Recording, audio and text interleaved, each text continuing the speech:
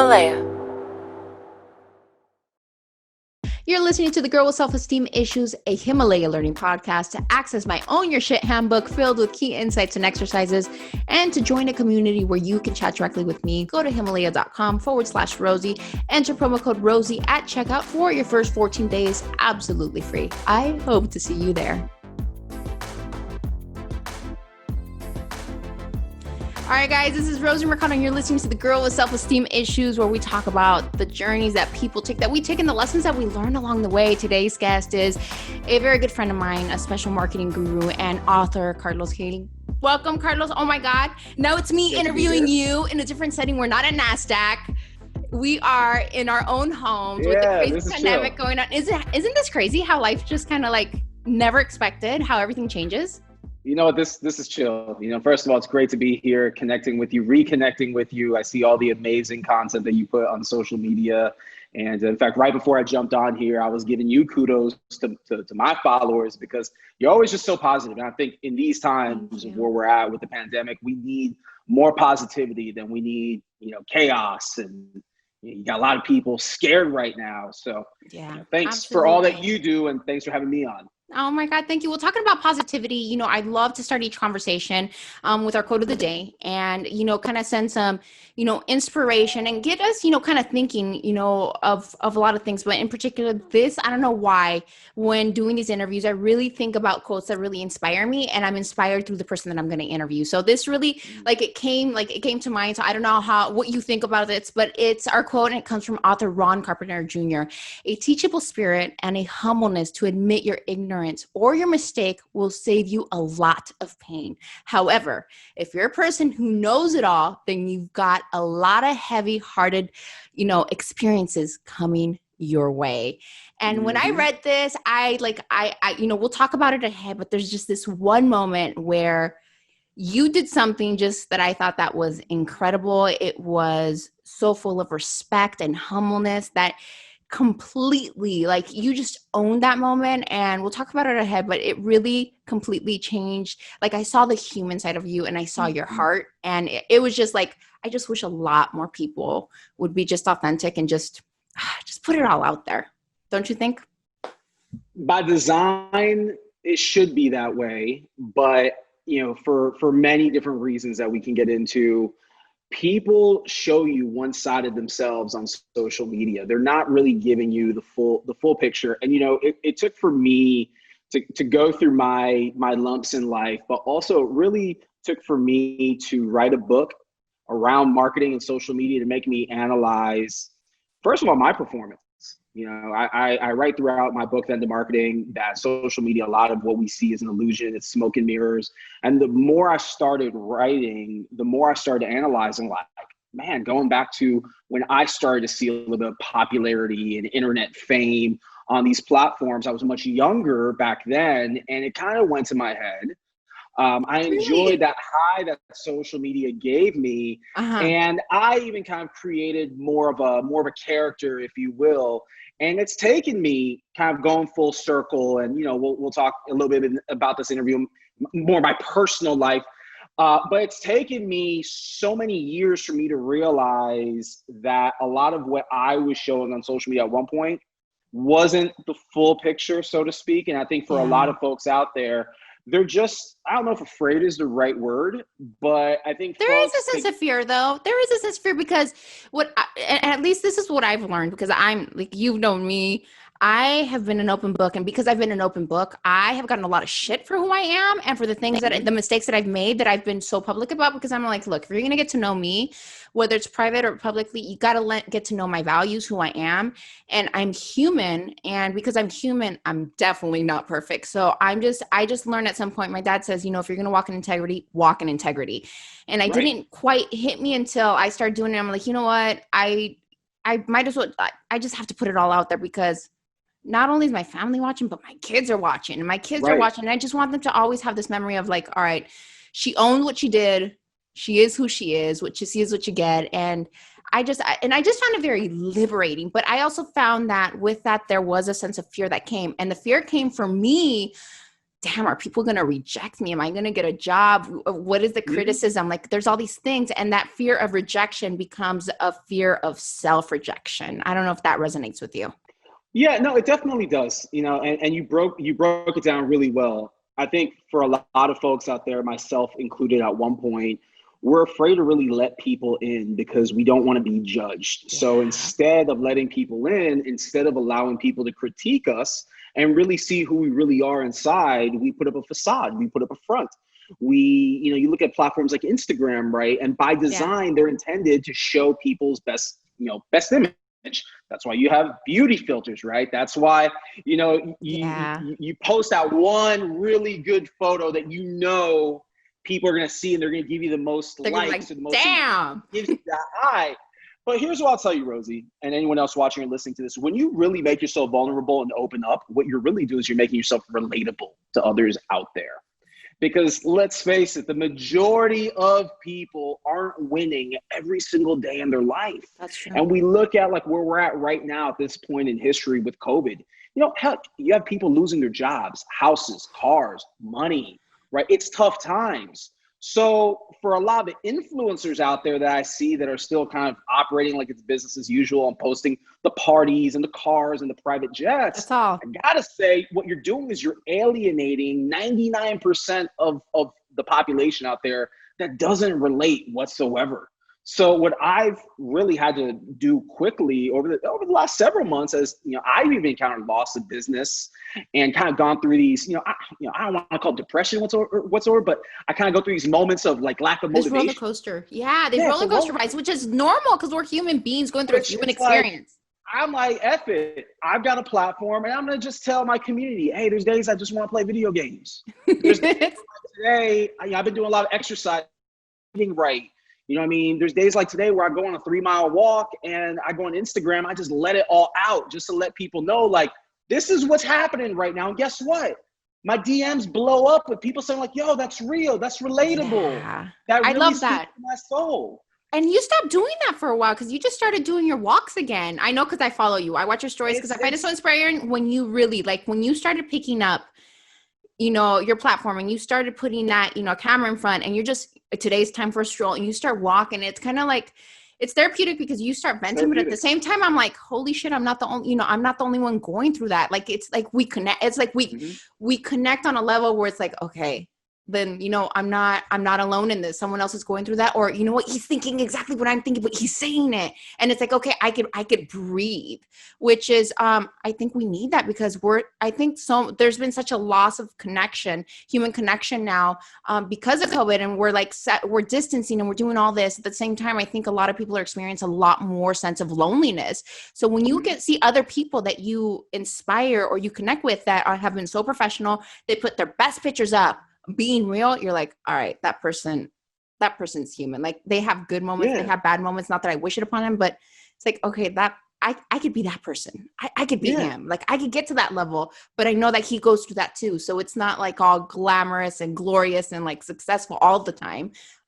There's ups and downs, and that's the reality. And I love what you do with your walks. One thing that thank you, by the way. One thing that I've learned over the last, 4 or 5 years that I've been in this game, and writing a book really helped me get out of my own headspace, because I do believe that once you achieve some of those big goals and you see the outcome is, people buy a book, people are sharing on social media, we're having these types of conversations, that in itself validates yourself. Like forget about the external validation that you're trying to get from others, but just validate some of your fears.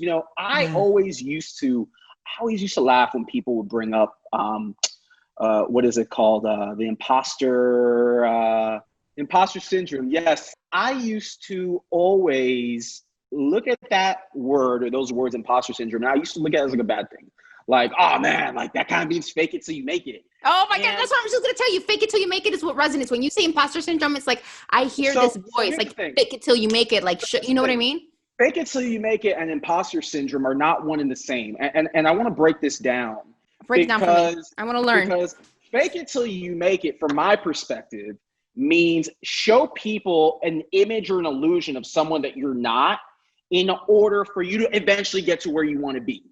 And what happens in this space, you see, I've worked in social media and digital marketing for 12 years now. I've seen a lot of people come and go in this time. And what happens is a lot of people want to go from being unknown to being insta famous within a very quick matter of time. So they do all the right things, right? They get themselves a D-Rock because they want to do what Gary Vee does. They start doing courses like a Ty Lopez. They start flying private like Grant Cardone because they idolize these thought leaders. So they want to be like them. So they start doing all the things that they do to give the illusion, the appearance, but they're not actually in the trenches doing the work. So what happens is you have folks that they'll create a course and they'll sell these courses. And then the course drives zero value to the people that buy it. So now the people that bought it either want their money back, they're pissed, or they're not giving you reviews. So you depend on people to review your work to then lift you up. So that's fake it till you make it. And you can achieve marginal success, but not a fan of that though. I'm not a fan of that.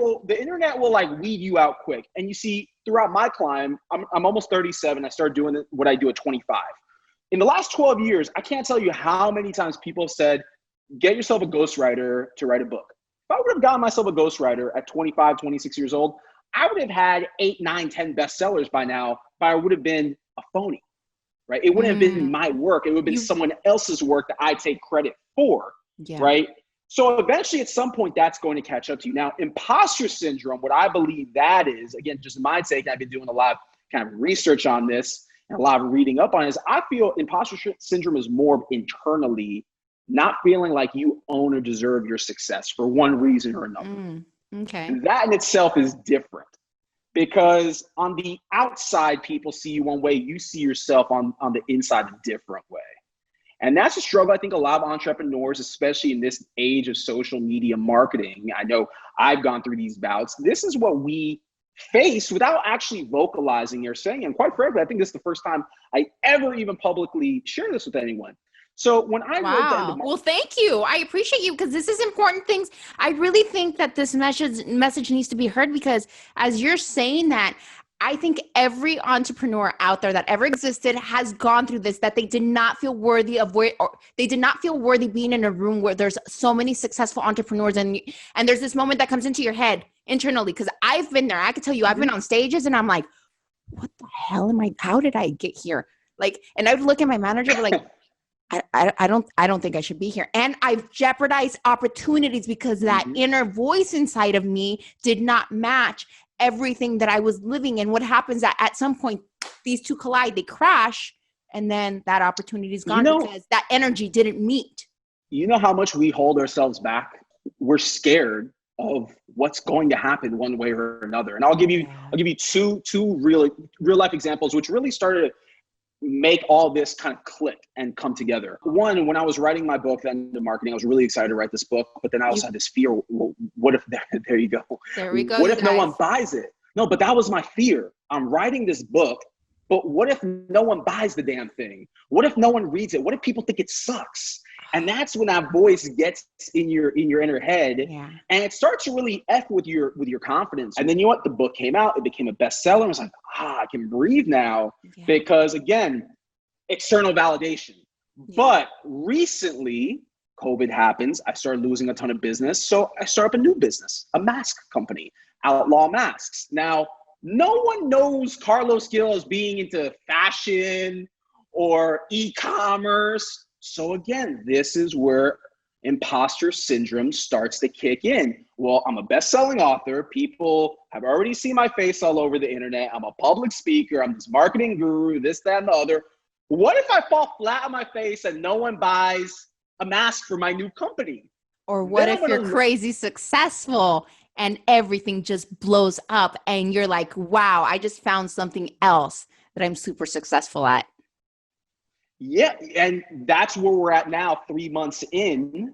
You know, the first month I'm telling my brother-in-law, like, hey, let's not get too excited about these initial orders because this might just be people want to show love. Did you say that, Carlos? I wish I was there to slap you on the hand. I wish I was there. I would be like, don't say that. But then month 2 rolls around and I'm telling my brother-in-law, who's my co-founder, I'm like, bro, I'm doing the End of Marketing playbook for our business to a T. Month 3 we're in, it's like we keep growing our sales, doubling our numbers. Wow. And now it's like, okay, I can breathe again. You can breathe again. But because that fear that was once there has now been externally validated.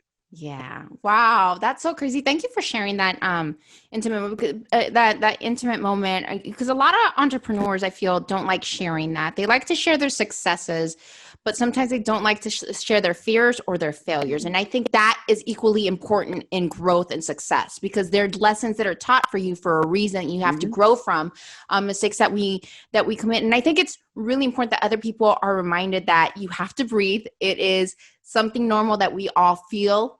That we all fear. These are emotions. These are thoughts that go through. And I think it's about redirecting them and being able to kind of step back and breathe. And also being risk taker of, if something, if something's not working at the moment, all right, let's redirect. What did I learn from here, and where could I apply it in a different direction and try something new and find a new passion? And then also give yourself the opportunity of saying, hey, I could be successful at this too. Find new successes. I think it's about finding passions, finding creative ways of getting out there, learning. But by learning, I'm talking about educating yourself. And I think that's something that has to be consistent. And you share a lot of great information. I have the book here, The End of Marketing.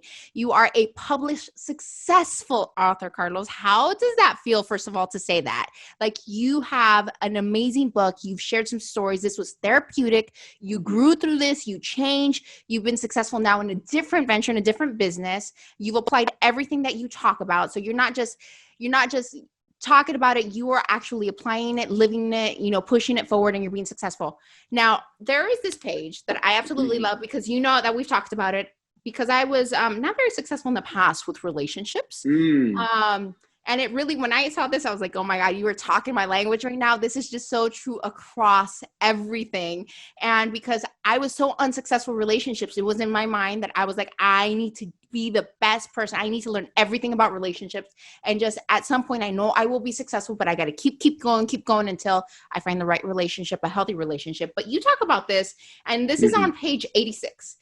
Giving value up front and offering something unique is similar to the courting process. You can't just ask someone to be in a relationship without first sharing information about yourself and building rapport. And the same way you have to swipe through many prospects and have several intimate conversations on Tinder before you lock in a date is the same way you will have to have many conversations on social media before you convince that one buyer to swipe a credit card, write you a check, or agree to a cup of coffee. Boy, did that speak to me. Why? Because if more people understood the importance of relationships in business, the importance of relationships personally, the importance of relationship with your kids, like, everything takes time, dedication, and consistent effort in order to win someone's trust. It's so hard to win someone's trust, but once it's there, you gotta keep earning it day by day.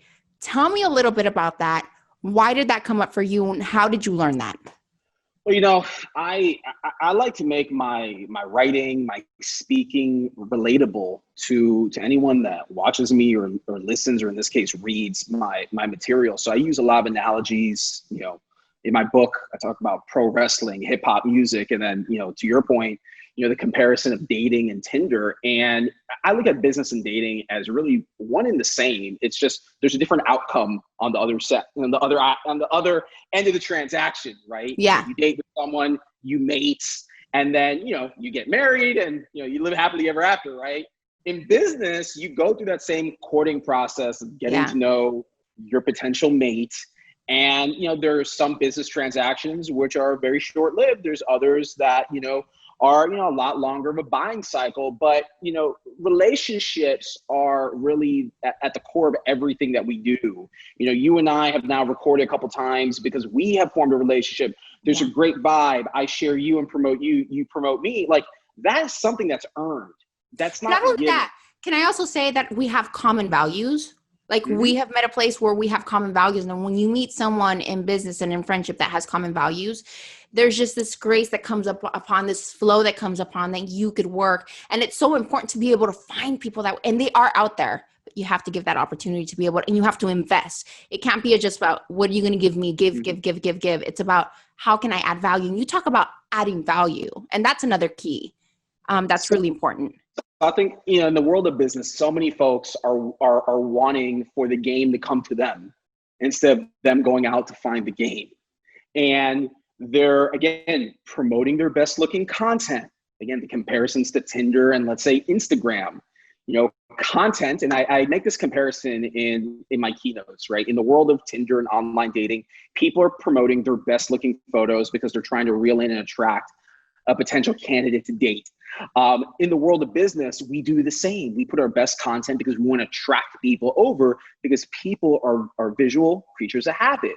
But think about this concept. Why not go out to people directly? Why not pop into someone's DMs and say, hey, you look like a really cool person, guy or girl, it doesn't matter the gender, but hey, you look like a really cool person. Hey, I'm following you. Hey, I'd love to get to know you more. Like, that in itself is something that we've gotten away from, because so many folks out there, I believe, they're looking for the instant ROI. Again, they're looking to get insta famous. They want things to happen too fast.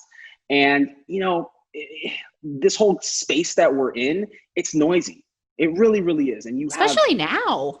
Yeah, it's really noisy from when I got started over a decade ago. And you just look at a platform like Instagram. There's over 1 billion users on there. So how are you going to stand out? It's not by having the most followers or having the most engagement, but really it's by connecting with people, in some cases on a one-on-one level, but really being relatable to others. And I think that's what makes you more attractive than, in essence, the videos or the content that you post. Absolutely. Now, let me ask you something. So I have your book here, and obviously, I love your book. I love all the content that you have in it, which when you read it and apply it, people, you read it and apply it is key, because you can have tons of books on your bookshelf. If you don't read them, they do no good. So read and apply it is the key. Why did you decide to name the book The End of Marketing?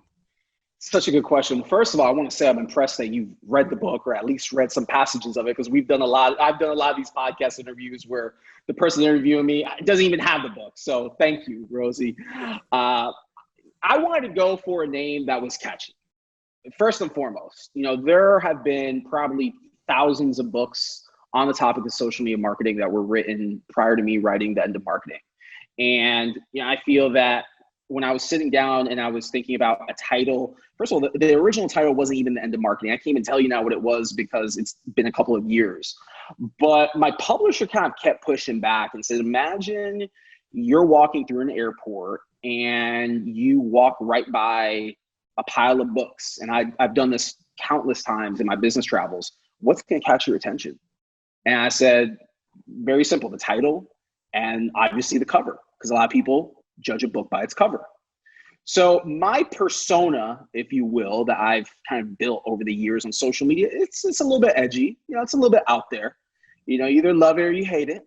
But no, we love it. We love it. We love it a lot. That's the brand I've built. And I take pride in being a Latino in the social media marketing game.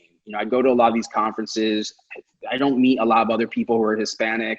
Hello. Thank you for putting that out there, porque es bien importante, Latinos. If you're listening, it is really, really important that you step up your game. We need more Latino representation. So I gotta thank you for that, Carlos. You really have stepped it up, and you know what? You are not ashamed to say "que eres Latino," and that's my respect for that. I'm not ashamed, but kind of bringing it all together back to the title, because I'm different and unique.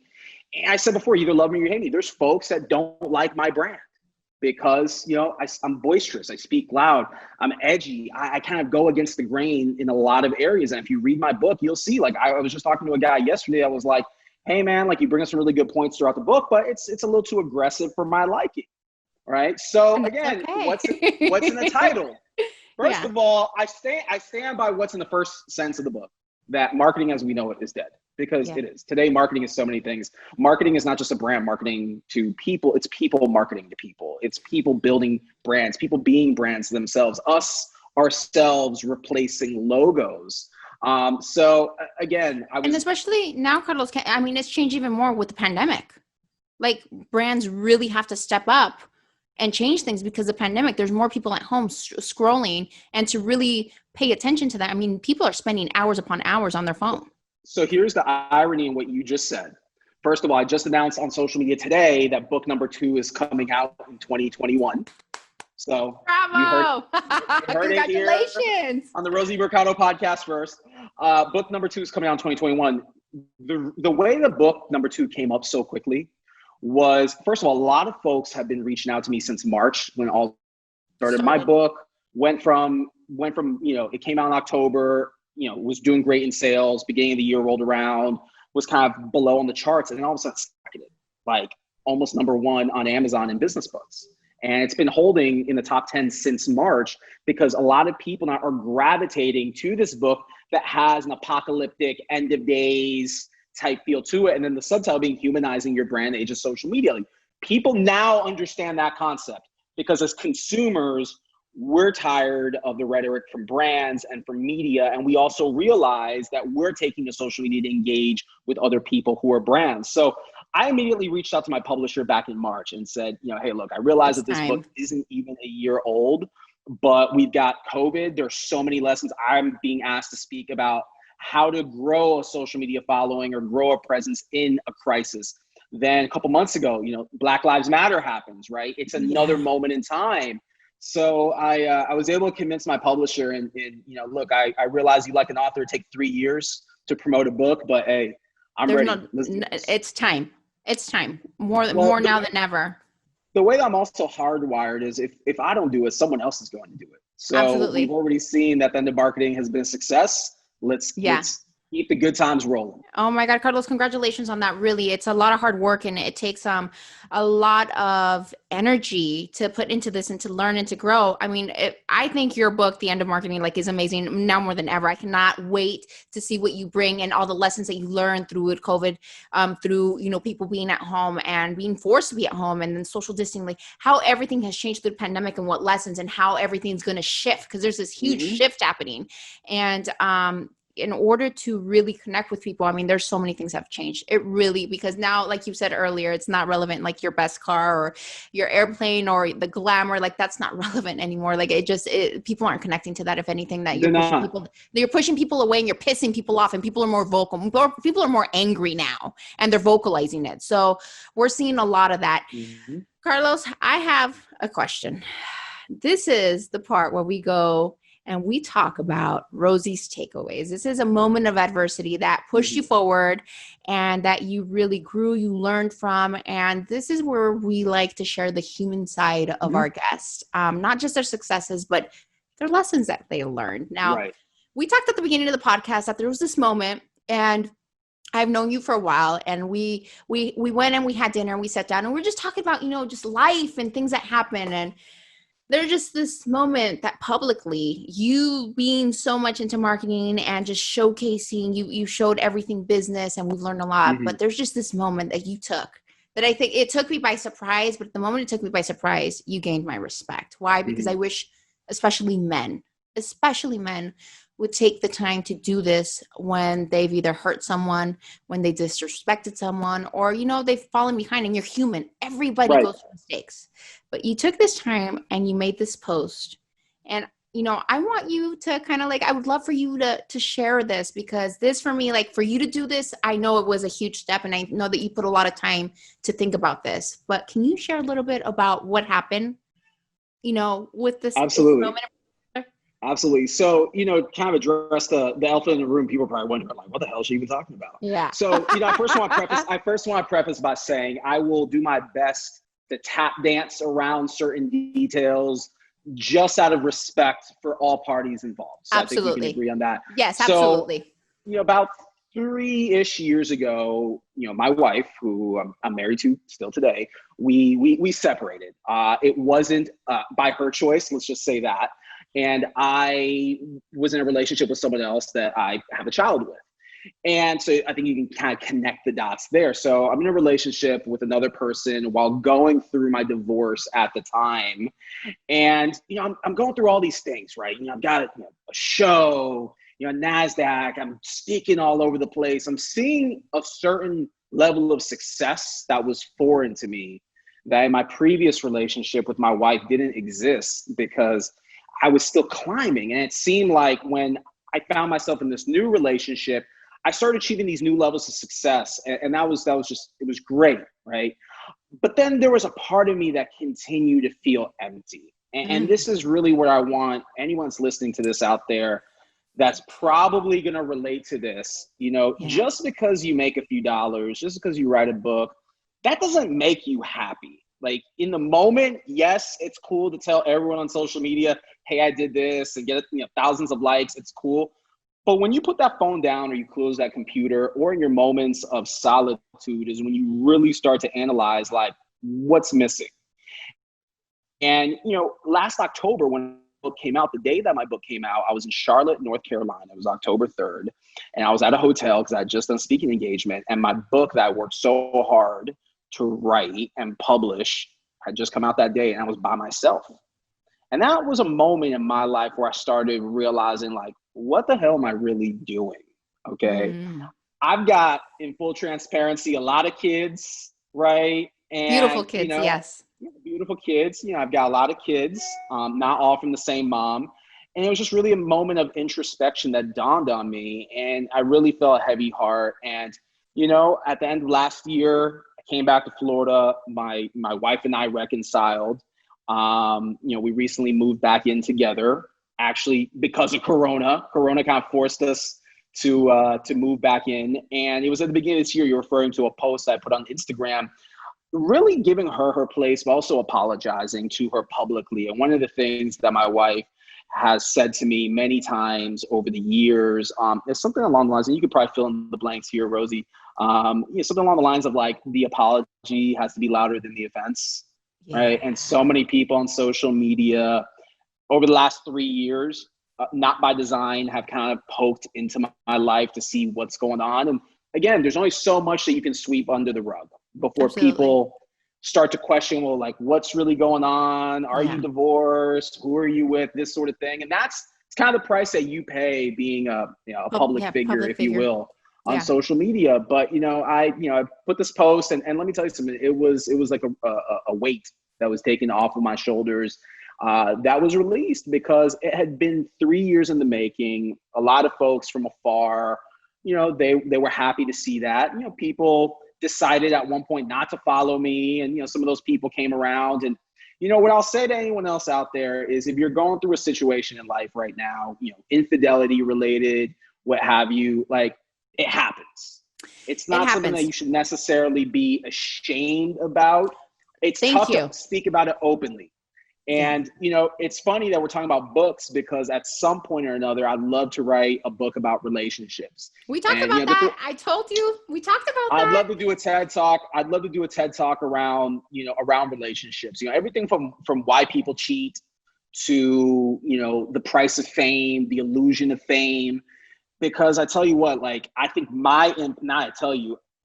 I know that my impact in the world could be so much greater as a person that just helps get their shit together in their life, and as a marketer. All the marketing stuff is great, but again, when you close that iPhone, when you get off Instagram, it's real life that you have to deal with. And are you happy? And are you at peace with the decisions that you've made? Yeah. Carlos, thank you so much for sharing that. I think what the most important part is, the authenticity. I always say that it's important to be authentic. It's very important to be authentic. We're not perfect. We're human beings. And I think that post, what that meant to me as a woman watching and not knowing your wife, but just seeing you come to that place after so long and just saying, this is who I am. I made a mistake and I apologize for that. But it wasn't just the apology. It was the action behind it, because a lot of people apologize, but what's the action behind it? You gave yourself respect. You gave your wife respect. You admitted in wrongdoing. And it was kind of like, because a lot of people knew publicly, what had happened, but it was just something that was never spoken. And you stepping up to that, you gave not only yourself permission, but it kind of like opened up the doors to start a conversation within entrepreneurs, within men that had done the same thing. And, behind closed doors, I know that there was just this sense of peace and respect that came to your relationship, but publicly, the honor and respect that you gave your wife, I thought that was something so beautiful. And that's where you gained my respect, because I wish more men or women, whoever has ever gone through that, would actually do that, especially if you're in a place, that you're growing with your partner and you're back together. Is just be proud of who you're with. Show that person off. Yeah, absolutely. It come to this place of just, and not only that, when you screw something up, like when you screw up and you make this mistake and you share it with the world, it's kind of, you become more peaceful, you let it all out, but it's a healing process for yourself, and it opens up the door for other people to heal. 100%. And I think that I think there's so much healing that needs to come from that, because a lot of people, you go to these events, you go to these parties, you see people cheating, you see like all the pain that it causes, because it's a ripple effect. It's you, it's your partner, it's kids if there's kids, it's families involved, it's friends. It becomes this huge thing. And so many people are hurt in between, but nobody really addresses it. Nobody ever talks about it. No one talks about it. And I wish they would. I wish they would take the shame out of it and not criticize when people get back together after that happens. You know what I mean? Look, you know, I told this to my wife when we got back together. You know, I was serious about it. She thought I was joking. I said, look, I'll be the poster boy for cheating if I have to be, because there's so many lessons that we can teach others out there. And, you know, you're absolutely right. You know, people do the craziest shit at these conferences. You know, I've had my share. I've seen a lot. I've seen everything you can imagine. And, you know, it never gets talked about. It always just gets swept under the rug. Yeah. And people know it happens. And but nobody talks about it. So I think for as much as we talk about the hustle and the grind and, you know, all this great stuff around being a successful entrepreneur, we also need to talk about being successful in our personal lives as well, because at the end of the day, that's what matters the most. Equally important. And remember, there's always someone watching. Your kids are watching. So it's about paying it forward. Carlos, thank you so much for sharing your takeaways, your life lessons, for sharing, you know, your book and just everything that you've gone through, and just being an open book. Thank you so much. I appreciate your time. I'm wishing you so much success. I'm excited for your new book to come out, all the lessons that you've learned through this pandemic. And thank you for just walking and being yourself and being your authentic self and sharing it with the world. Keep going. I'm following you, and I'm always going to be there for you. And just thank you for coming on the podcast. I appreciate it. Thank you for the stage, Rosie. I appreciate it. I appreciate you. All right, you guys, this is the Girl with Self-Esteem Issues. I'm Rosie Mercado. My guest, Carlos Gil. Where can they find you? You can find me at Carlos Gil 83 on Instagram and on Twitter. And also you can go on Amazon and get The End of Marketing by just typing in The End of Marketing. All right, you guys, make sure to check it out. Read it. Apply it. Read it and apply it. I cannot express how much. Read it and apply it. You guys, thank you so much for listening and watching The Girl with Self-Esteem Issues.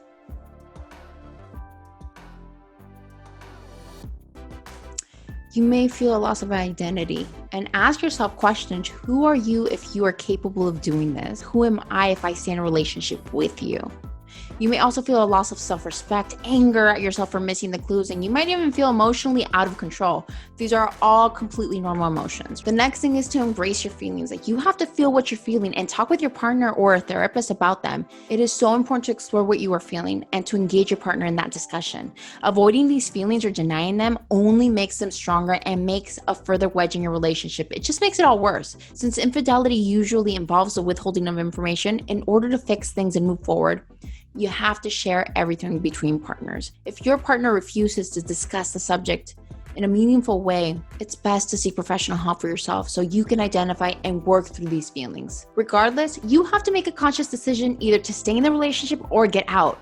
You have to understand that you can't be half committed to your relationship. If you choose to stay, you must remain true to the course. This doesn't mean that you have to feel completely happy with your decision right away. If you go back and forth on this decision, you are in a way knocking it down over and over again. This is very problematic, especially when you're in the process of attempting to rebuild trust. And if you feel that you can no longer trust this person, then have that healthy conversation and be direct. One way or another, forgiveness will be a part of a healthy way forward in your own time and in your own healing. I'm always here to help. I'm always here to grow with you. Thank you for listening to The Girl with Self-Esteem Issues. If you want to hear more about my journey, be sure to check out my memoir, The Girl with Self-Esteem Issues, available both in English and Spanish through HarperCollins and HarperOne. You can find the link to purchase in the show description wherever you're listening to this podcast.